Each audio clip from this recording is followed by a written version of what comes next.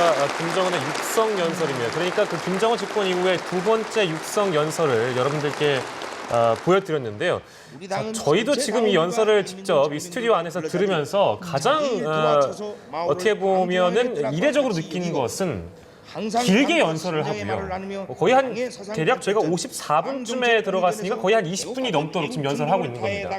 자, 김효영 교수님, 이거 저희가 어떻게 봐야 되겠습니까? 상당히 연습도 많이 했을 것 같고 3년 전에 했던 육성 연설과는 좀 달라진 모습도 좀 보이긴 하는데 어떻게 보셨습니까? 그렇습니다. 한 세 가지를 말씀드릴 수 있는데 하나는 지금 연설 그 자체의 그 형식을 보면 지난번에 2012년도에 20분 했습니다. 20분 아마 좀 넘어설 가능성이 있고 말씀하신 것처럼 목소리가 굉장히 우렁찬 목소리, 자신감 있는 목소리 이런 쪽으로 과거에 비해서는 지금 그 목소리가 좀 달라졌다 이렇게 말씀드릴 수 있고 또 하나는 인민사랑의 정치, 그다음에 인민대중제일주의 이 부분이 계속 강조되고 있습니다. 그러니까 북한이 지금 대외관계나 외부와의 어떤 긴장 이런 부분들에 대한 포커스보다는 내부의 주민들에 대한 애민정치 그 부분에 지금 포인트를 두고 연설이 이루어지고 있다 이렇게 봐야 됩니다. 어떤 내부 결집이 더 중시가 됐다. 그렇습니다. 그러면서 김정은 제1위원장이 결국 앞으로 자신의 통치 스타일은 인민을 사랑하는 그러니까 인민과 늘 호흡하는 이런 정치 스타일로 끌고 가겠다. 그래서 자신의 김정은표 북한의 어떤 통치 이런 흐름에 일단을 보여줬다 이렇게 봐야 되고 또 하나 우리가 여기서 주목해야 될 부분은 지금 이제 그 미제 또는 뭐 미국 이런 미제란 표현을 아까 한번 썼습니다. 김정은 제1위원장이 미국 때문에 여러 가지 사정이 어려워졌고 그 미국이 원하는 모든 전쟁도 할 수 있다 이런 이야기를 했습니다. 그 이야기를 류인산 상무위원이 있는 자리에서 지금 하고 있는 겁니다. 공식적으로 그러니까 해버렸네요. 그렇죠. 그러니까 물론 이제 그런 뭐 미국을 상대로 전쟁할 수도 있다, 전쟁 상대하겠다 뭐 이런 표현들은 뭐 직접적으로 북한이 그걸 하겠다라는 것보다는 이제 자신들의 각오를 이야기하는 건데 그것을 중국의 류인산 상무위원이 있는 자리에서 하는 결국 그것은 북중 관계를 보다 긴밀히 하겠다. 그리고 미국이 적극적으로 대화에 나서지 않는다면 북한이 먼저 미국의 손을 내밀거나 이러지 않겠다. 이런 차원의 그런 강한 자신의 표현을 썼다 이렇게 말씀드릴 수 있습니다. 그 연장선상에서 생각해 보면은 육자회담 얘기가 나오고 나서 지금 이런 어떤 미국에 대한 언급을 한 것은 그럼 저희가 어떻게 봐야 되겠습니까? 사실 이제 어쨌든 그것은 미국이 먼저 좀 움직여야 된다.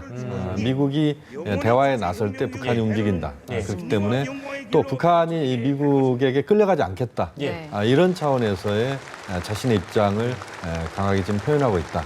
그렇게 볼 수 있습니다. 네, 강철원 대표께서 좀 총평을 좀 부탁드리겠습니다. 그러니까 이제 과거 같은 경우에는 소위 모든 것을 이제 김일성, 김정은에게 다 공을 돌리고 거기에 거의 한 80%가 들어가고 인민은 조금 이제 끼어 들어가는 이제 그런 형식으로 갔는데 이번 같은 경우에는 이제 뭐 어떤 북한의 어떤 기본적인 원동력은 선군에 있었다고 주장을 하고 있지만 짧게 나왔거든요. 그리고 이제 모든 것은 이제 인민의 힘에 의해서 인민의 지지에 의해서 뭔가 됐다고 강조를 하면서 인민 사랑, 그 애민 사랑을 굉장히 강조를 하고 있습니다. 그러니까 이건 이제 김정은이 앞으로 이제 집권 이제 4년 이후부터는 선군 정치가 아닌 선당 정치를 하겠다는 것을 이제 대내에 공표하는 거거든요. 당이 먼저다. 그렇죠. 그러니까 이제 95년도에 김정일이 선군 정치를 발표하고 나서 이 선군 정치라는 것은 정당 정치가 아니고 소위 위기 상황에서 전쟁에 준하는 위기를 관리하는 정책이거든요.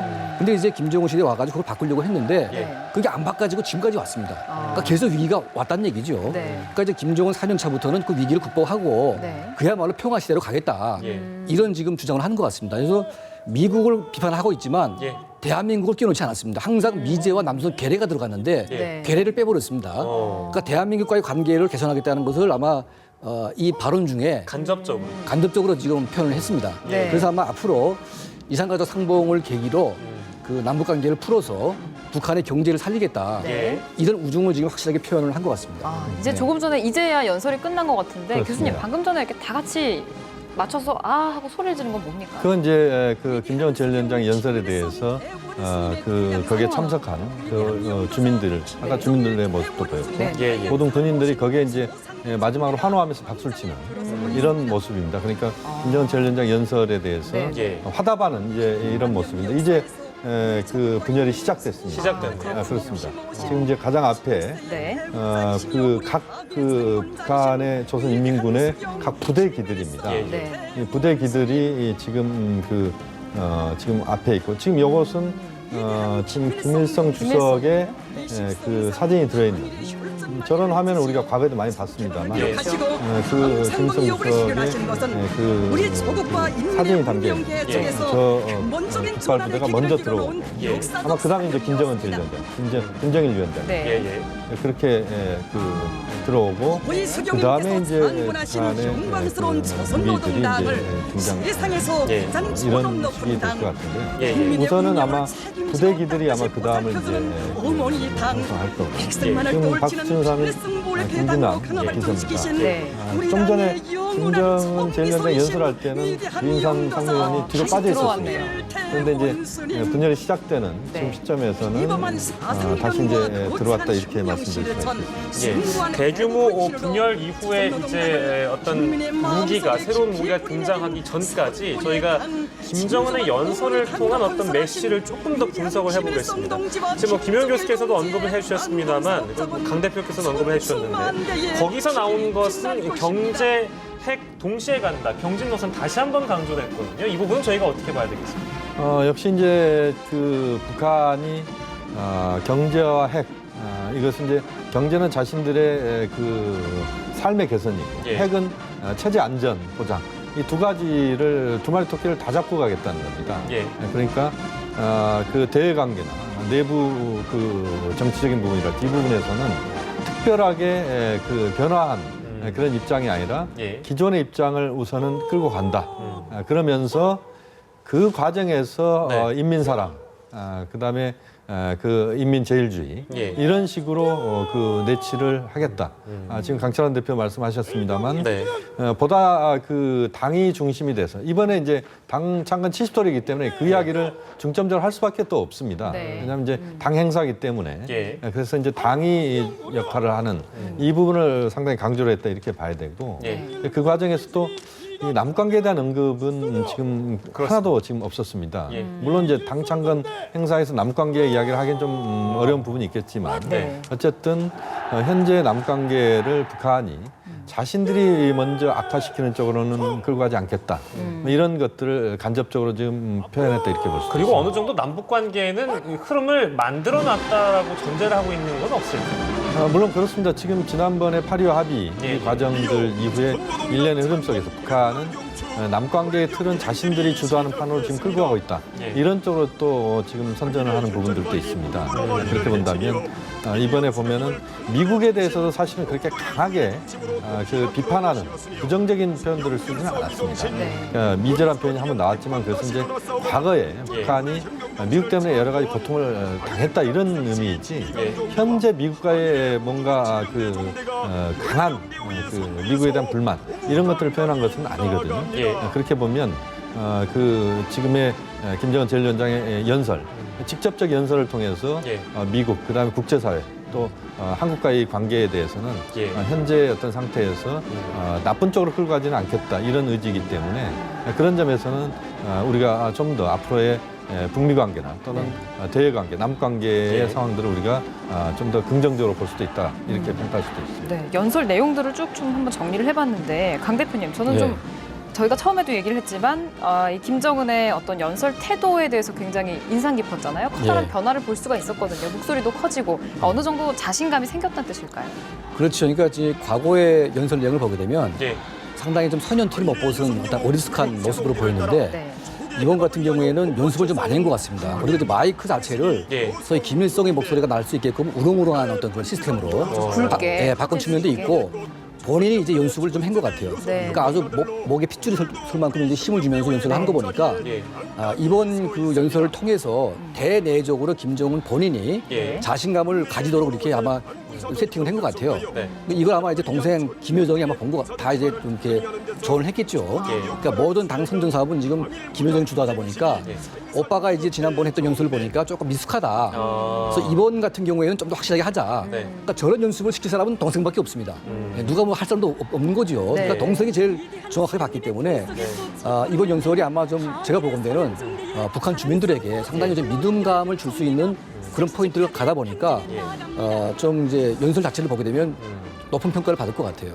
예. 그렇습니까? 말씀하시는 가운데 지금 대규모 분열이 시작됐는데 그 부대 중에 저희가 자막에 나가는데요. 항일 빨치산 복장한 부대가 선두에 섰습니다. 예. 자, 이건 어떤 의미가 있는 건가요? 그것은 아마 지금 이제 북한의 당창건 70돌이기 때문에 북한 체제의 출발점을 북한은 그 만주 항일 빨치산 활동 이 부분으로 이제 잡고 있거든요. 그래서 그 항일 빨치산 활동을 했던 부대의 복장을 가장 앞세우고 지난번에 중국에서도 역시 비슷한 그런 열병식 때 중국에서도 그런 복장들이 나왔었습니다. 그렇게 보면 이제 역사적인 어떤 맥락에서 과거로부터 현재로 오는 이런 그 분열의 모습이다 이렇게 봐야 될 것 같고요. 또 하나 우리가 주목해야 될 부분은 지금 간간히 보면 류인산 상무위원이 좀 전에 박수를 치다가 지금 박수를 또 안 치고 또 치다가 안 치다가 처음에는 박수를 치지 않았었습니다. 그러다가 이제 간간히 박수를 같이 치는 모습을 보여주고 있는데 이것은 어쨌든 류인산 상무위원이 중국의 그런 그 북중 관계에 대한 어떤 적극적 의지 이런 부분들을 저는 박수로서 또 표현하는 그렇게 좀 공감대가 있다 이런 것들을 또 표현하는 이런 모습도 지금 간간히 눈에 띄고 있습니다. 그러니까 예전에 이런 행사 같은 거 할 때는요. 그 해외 그 외빈들을 좀 약간 소개를 하면서 그 감사함을 표시했거든요. 근데 이제 이번 김정은 같은 경우에는 중국 공산당의 서열 5위가 왔는데도 불구하고 딱 찍어서 발언을 하지 않았습니다. 그냥 뭉뚱그려서 그냥 해외 대내외 어떤 그 방문객들로 이제 한정 지었는데 저건 아마 이제 중국에 대한 굉장히 무례일 것 같습니다. 그렇죠. 그러니까 지금 중국이 북중 관계 악화에도 불구하고 좀 고위급을 파견했음에도 불구하고 두 사람이 지금 공식 환대를 안 했으니까 약간 좀 인상이 좀 안 좋은 것 같고요.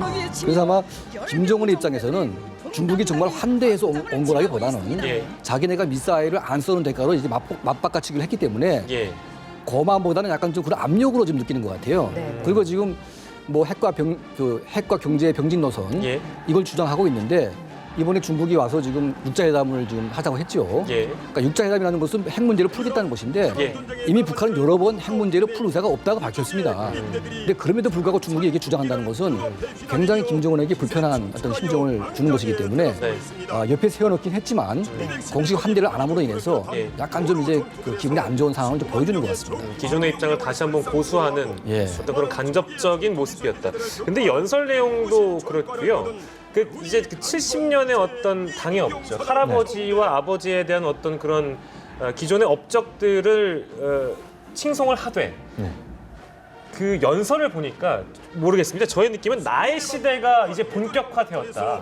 당, 인민 이런 것들을 청년도 동시에 강조했잖아요. 그러니까 애민 지도자라는 부분을 이제 나의 시대가 본격적으로 개막됐다라는 메시지를 보낸 느낌도 받았습니다. 그 부분도 좀 포함이 될까요? 그렇습니다. 지금 사실은 우리가 가장 주목해야 되는 부분은 지금 말씀하신 이제 김정은 시대, 김정은 시대의 개막을 뭘로 모티브를 잡을 거냐. 그러니까 김정은 시대 개막의 가장 그 키워드, 핵심 단어는 뭐냐.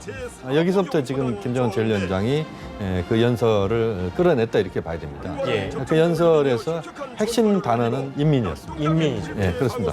물론 이제 과거에도 김일성 주석 때도 보면은 주민들에 대한 어떤 사랑 이런 부분들을 계속 표시하는 그런 현지 지도가 굉장히 많았었습니다. 그러니까 김정은 제1위원장의 이런 인민 사랑 이 강조는 사실은 할아버지 김일성 주석의 과거의 정치 행태를 거의 비슷하게 자기가 이제 그 현대 김정은 판으로 이걸 바꾼다는 의미 이렇게 볼 수도 있습니다. 그렇기 때문에 김정은 제1위원장의 어떤 자신의 시대를 개막하는 그런 연설의 의미가 있다.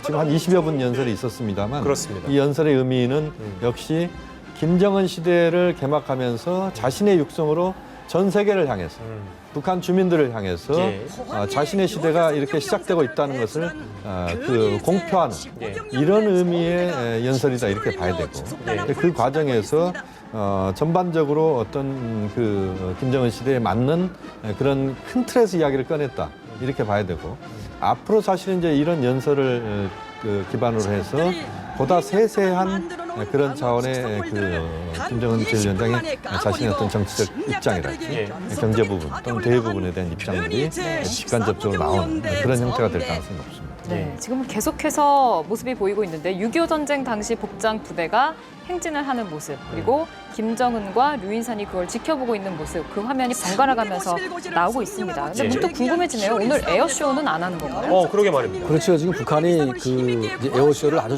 준비를 많이 했죠. 그래서 이제 그 칼라가 나오는 또 연기를 뿜으면서 당 창원 70돌이라는 구자가 딱 하늘에 새기게끔 이런 연습까지 다 했는데 아마 이제 그 기상 악화로 아침에 안 되다 보니까 이제 곧 있으면 또 이제 날이 어두워지지 않습니까? 그러니까 이제 그 비행기 같은 경우는 잘못 움직이다가 이제 사고가 나게 되면 엄청난 인명피해가 날 수밖에 없고 그런 사고가 날 경우에는 이제 이번 행사에 완전히 그냥 치명타가 되기 때문에 아마 이제 위험을 감안해서 그 에어쇼는 아마 안 하고 있지 않을까 이제 그런 생각이 그건 아마 들거든요. 좀 지켜봐야 될 것 같습니다. 왜냐하면 지금 시간을 아마 그 축소된 형태로 그런 뭐 에어쇼라는 게 사실은 뭐 우리가 보는 에어쇼 형태라기보다는 북한의 주요 공군 전력이 김일성 광장 앞을 그야말로 이제 비행해서 가는 겁니다.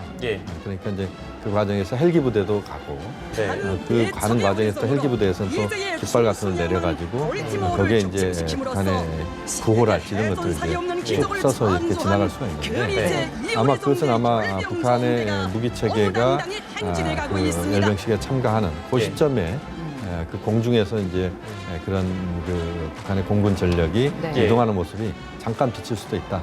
이제 복장이 좀 바뀐 것 같습니다. 해군이 나가고 있습니다. 해군 부대의 행진이 이어지고 있고요. 이건 공군이 나가고 있는 것 같습니다. 차례대로 각 군의 모습이 보여지고 있습니다. 일단 뭐 에어쇼 부분은 저희가 좀 더 지켜보도록 하고요.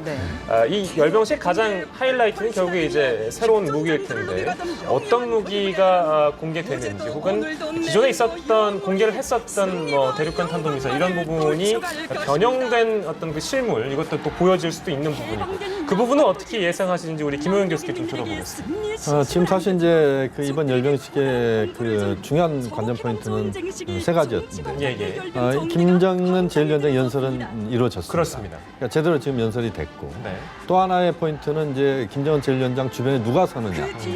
류인산 상무위원이 바로 옆에 서서 다른 외교 사절들은 거의 보이지 않고 그 류인산 상무위원이 바로 옆에 섰다는 이제 그 의미 있는 그 주석단 배치를 우리가 봤습니다. 근데 마지막 남은 게 새로운 신형 무기가 등장할 것이냐는 부분.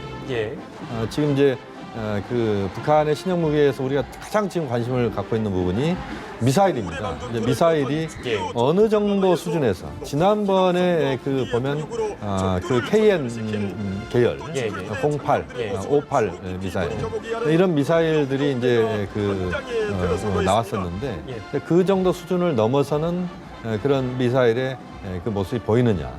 이 부분이 지금 가장 중요한 관전 포인트다. 이렇게 말씀드릴 수 있습니다. 그러니까 이제 김정은이 들어와서 대한민국을 효과적으로 압박할 수 있는 이제 군사수단들을 굉장히 좀 이제 개발을 해왔는데요. 이제 SLBM, 그러니까 잠수함 탄도 미사일을 이제 굉장히 이제 관심 있게 이제 지켜봤고, 또 이제 그 무인기를 이제 개발을 하고 있는데 지금까지 대한민국이 보냈던 무인기는 약간 초기 단계 무인기고. 미군이 보유하고 있는 이제 초정밀 무인기를 북한이 개발하고 있다 이제 그런 걸 자랑하고 있는데 이제 신형 무인기를 어떻게 내보낼지가 좀 관심사인 것 같고요. 그리고 이번에 그 운하 3호를 그러니까 운하 3호 변형된 운하 4호인지 모르겠지만 이걸 쏠려다가 못 쐈기 때문에 그 못 쏜 거를 다시 이제 그냥 그 이동시키는 장면을 보여줌으로 인해서 이런 게 있다. 이걸 아마 보여주지 않을까 예상을 해보게 됩니다. 지금 저 탱크는 한국 전쟁 때 북한의 주력 탱크인 T 계열 탱크입니다.